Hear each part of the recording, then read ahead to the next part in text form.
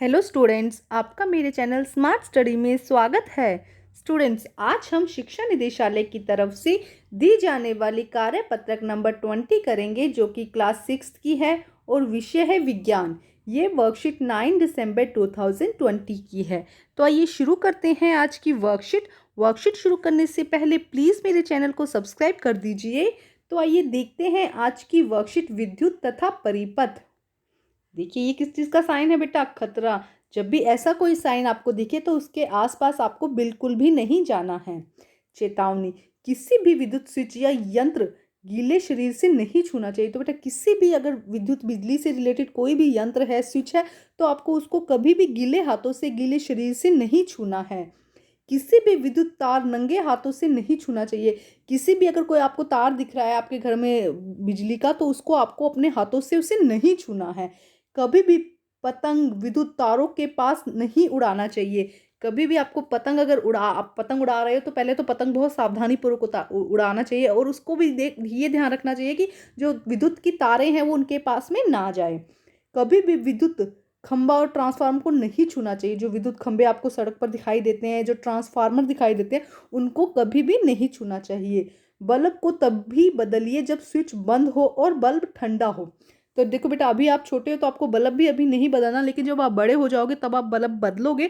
तो आपको क्या ध्यान रखना है इस चीज़ का कि वो स्विच हमेशा जो उसका है वो बंद होना चाहिए, और जो बल्ब है वो कैसा होना चाहिए, उसको टच करके देखो कि पहले कुछ टाइम तक उसको बंद कर रख के देखेंगे, जिससे कि वो ठंडा हो जाएगा, उसके बाद आप उसे बदलेंगे। ठीक है। अब देखते हैं हम आज की वर्कशीट। देखिए बेटा, ये आपने अपने घरों में बहुत बार देखा होगा बेटा, सेल, विद्युत सेल। इसे हम क्या कहते हैं? विद्युत सेल।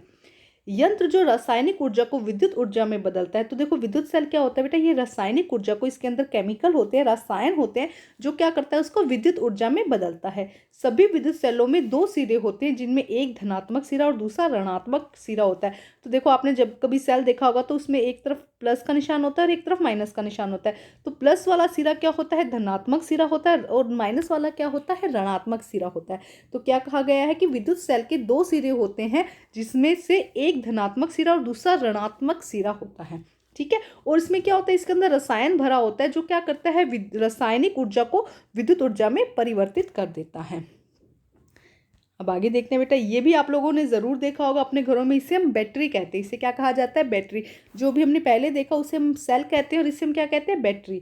बैटरी, दो या दो से अधिक विद्युत सेल होते हैं। बैटरी में क्या होता है? जैसे कि ये एक सेल है ना बेटा, देखो ये एक सेल है, तो इसी तरह से दो या अधिक सेल है। देखो यहाँ पे आपको दो दिखाई दे रहे हैं, तो दो या दो से अधिक सेल होते हैं, जिसे हम बैटरी कहते हैं।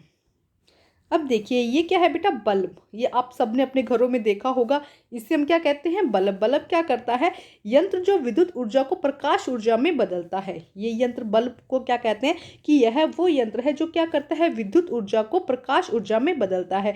यहाँ से देखो, एक तार नेगेटिव की तरफ, एक तार पॉजिटिव की तरफ जाता है, और यहाँ पे ये तार लगा होता है, जिसको हम कहते हैं बल्ब का तंतु। जिसे क्या कहा जाता है? बल्ब का तंतु। अब हम देखते हैं बल्ब का तंतु क्या होता है। बल्ब के अंदर एक घुमावदार पतला टंगस्टन का तार, जो दोनों किनारों से मोटे तारों से जुड़ा होता है।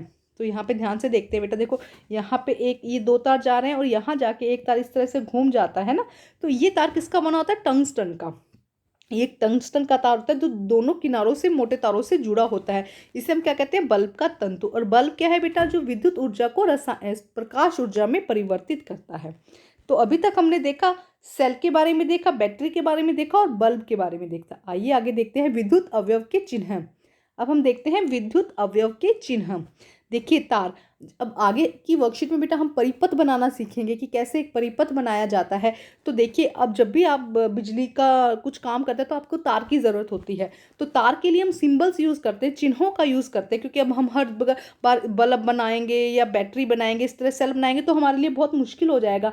तो इसके लिए क्या यूज़ किया जाता है? चिन्ह का यूज़ किया जाता है। तो तार के लिए हम इस तरह के चिन्ह का यूज़ करते हैं। ये जैसे ये तार हो गया। स्विच ऑन की स्थिति में, अगर हमें स्विच ऑन की स्थिति में दिखाना है, तो बेटा यहाँ पे अगर स्विच ऑन की स्थिति है, तो देखो यहाँ पे जैसे कि ये हमारा स्विच है, अगर इन दोनों को हम मैच कर देते हैं, ध्यान से देखिए क्या दिया गया है कि जैसे कि ये और यहाँ पे, तो इन दोनों को अगर हम इस तरह से कर देते हैं, ये तार हो गया हमारा, और यहाँ पे हमने ये दिखाया, तो ये हमारे स्विच ऑन की स्थिति हो गई। अगर हमें स्विच ऑफ की स्थिति दिखानी है तो हम इस तरह से दिखाएंगे। देखो, ये हमारे 2 पॉइंट्स हो गए, और ये हमारी होगी स्विच ऑफ की स्थिति है, यहाँ पे स्विच ऑफ है, यहाँ पे स्विच क्या है, ऑन है। ठीक है, तो देखो स्विच ऑन की स्थिति में क्या होगा, इस तरह का सिंबल हम दिखाएंगे जब हम परिपथ बनाएंगे। तो अगर हम इस तरह से दोनों को कनेक्ट कर देते हैं तो क्या हो जाएगा, स्विच ऑन हो जाएगा। बल्ब को हम किस तरह से दिखाते हैं, देखो बल्ब को दिखाने का आसान तरीका क्या है, ये तार लीजिए, इसको इस तरह से घुमा दीजिए और ये हो जाएगा आपका बल्ब। अब देखो अगर बल्ब में भी हमको जलता हुआ या ऑन बल्ब दिखाना है तो हम इस तरह से इसको दिखाते हैं। बल्ब को किस तरह से दिखाएंगे बेटा, इस तरह से। उसके बाद सेल, सेल को हम किस तरह से दिखाते हैं, देखो सेल को हम दिखाते हैं इस तरह से। एक लाइन हम बड़ी दिखा देते हैं और एक लाइन छोटी, बड़ी लाइन पॉजिटिव हो जाती है, छोटी लाइन नेगेटिव हो जाती है। तो ये हम दिखाते हैं बल्ब के लिए। ठीक है, नेक्स्ट है, सॉरी ये दिखाते हैं हम सेल के लिए। ठीक है, नेक्स्ट इज स्विच ऑफ की स्थिति। अभी मैंने समझाया स्विच ऑन की स्थिति में क्या होता है, हम दोनों को पूरी तरह कनेक्टेड रखते हैं। और स्विच ऑफ में क्या होता है, दोनों जो सिरे हैं ये एक दूसरे से कनेक्टेड नहीं होते हैं, ये स्विच ऑफ की स्थिति हो जाएगी। और बैटरी की स्थिति देखो, क्योंकि बैटरी में अभी हमने देखा था कि क्या होते हैं, एक से ज़्यादा क्या होते हैं, विद्युत सेल होते हैं। तो इस तरह से हम एक से ज़्यादा ये दिखाकर इस तरह हम बैटरी दिखा सकते हैं। तो ये बैटरी है, ये स्विच ऑफ की स्थिति है, ये सेल है, ये बल्ब है, ये स्विच ऑन की स्थिति है और ये तार है। तो ये कुछ चिन्ह यहाँ पर दिखाए गए हैं। अब देखो जब हम एक परिपथ बनाते हैं, देखो जैसे कि बेटा यहाँ पे ये एक बल्ब लिया हमने, ठीक है, और यहाँ पे हमने क्या लिया, एक बैटरी ले ली। ठीक है, ये हमने एक बैटरी ले ली और यहाँ पे हमने एक स्विच ले लिया। देखो ये 3 चीज़ें ली। अभी आगे की वर्कशीट में आप देखेंगे इससे रिलेटेड एक्सपेरिमेंट। और अगर हम क्या करते हैं, इस परिपथ को पूर्ण कर देते हैं। अभी देखो दोनों सिरे एक दूसरे से अलग हैं। अब हम क्या करते हैं, स्विच को ऑन कर देते हैं। हम क्या करते हैं बेटा, इस स्विच को ऑन कर दिया हमने, देखो इस तरह हमने इस स्विच को ऑन कर दिया। अब क्या हुआ, यहाँ से विद्युत धारा निकली और पूरा परिपथ क्या हो रहा है, पूर्ण हो रहा है, पूरा परिपथ पूर्ण हो रहा है। तो क्या होगा, ये जो बल्ब है ये जलने लग जाएगा, ये बल्ब क्या हो जाएगा, जलने लग जाएगा। अब इसके विपरीत अगर हम देखें कि हम स्विच को ऐसे छोड़ देते हैं, यहाँ पर क्या है, दोनों एक दूसरे से कनेक्टेड नहीं है, विद्युत धारा क्या है, जिससे कि क्या होगा, विद्युत धारा प्रवाहित नहीं होगी, बल्ब क्या होगा, जो परिपथ है वो पूरा नहीं हो पाएगा, जिससे कि बल्ब जो है वो जल नहीं पाएगा। तो आगे की वर्कशीट में बेटा इससे रिलेटेड हम अच्छे से समझेंगे, अभी थोड़ा सा समझिए आप। अब हम देखते हैं प्रश्न उत्तर। देखिए क्या दिया गया, प्रश्न नंबर 1, क्या विद्युत धारा का प्रवाह होगा जब तारों के दोनों किनारों के बीच दूरी होगी। तो अभी हमने देखा कि इस तरह से अगर दोनों किनारों के बीच में अगर दूरी है तो क्या विद्युत धारा का परिपथ होगा, विद्युत जो धारा है वो प्रवाहित होगी। तो बेटा इसमें आ जाएगा कि नहीं, विद्युत धारा प्रवाहित नहीं होगी, क्योंकि अगर दोनों सिरों में क्या है, गैप है, दोनों के बीच में दूरी है, तो विद्युत परिपथ पूर्ण नहीं होगा। जब विद्युत परिपथ पूर्ण नहीं होगा तो विद्युत धारा का प्रवाह नहीं होगा। तो आइए करते हैं इसका आंसर हम। तो देखिए बेटा क्या होगा इसका आंसर, नहीं।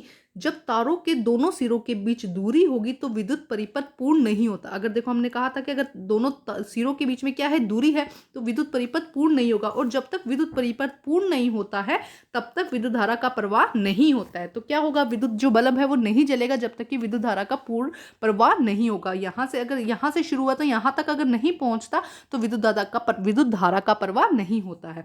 तो इसका आंसर हो जाएगा नहीं। जब तक तारों के दोनों सिरों के बीच में दूरी होगी तो विद्युत परिपथ पूर्ण नहीं होगा, और जब तक विद्युत परिपथ पूर्ण नहीं होता तब तक विद्युत धारा का प्रवाह नहीं होता है। अब हम करते हैं प्रश्न नंबर 2। प्रश्न नंबर 2 देखिए, निम्नलिखित किन वस्तुओं में विद्युत ऊर्जा का प्रयोग किया जाता है। देखिए किन वस्तुओं में जो दी गई है उनमें से विद्युत ऊर्जा का प्रयोग किया जाता है। तो पंखा हो जाएगा बेटा, गैस में नहीं किया जाता, चूल्हा में नहीं किया जाता, फोन में किया जाता है, वॉशिंग मशीन में किया जाता है, टेलीविजन में किया जाता है, किताब में नहीं किया जाता, कंप्यूटर में किया जाता है, टॉर्च में किया जाता है और फ्रिज में किया जाता है। इन सब चीज़ों में विद्युत ऊर्जा का प्रयोग किया जाता है। नेक्स्ट क्वेश्चन देखिए, सेल के 2 सिरों के नाम बताइए। तो अभी हम कर चुके हैं बेटा इसका आंसर। सेल के 2 सिरे क्या है, एक सिरा धनात्मक सिरा और दूसरा सिरा ऋणात्मक सिरा। तो क्या हो जाएगा, सेल में क्या होता है, एक धनात्मक सिरा होता है और दूसरा क्या होता है, ऋणात्मक सिरा होता है। यहाँ से कर लीजिएगा, एक सेकेंड बेटा। विद्युत सेल में 2 सिरे होते हैं जिसमें एक धनात्मक और एक ऋणात्मक सिरा होता है। तो ये हो जाएगा आंसर नंबर 3। तो बेटा आज की वर्कशीट कंप्लीट होती है। वर्कशीट कंप्लीट करके अपने टीचर से चेक कराइए और प्लीज़ मेरे चैनल को लाइक कीजिए, सब्सक्राइब कीजिए और शेयर कीजिए।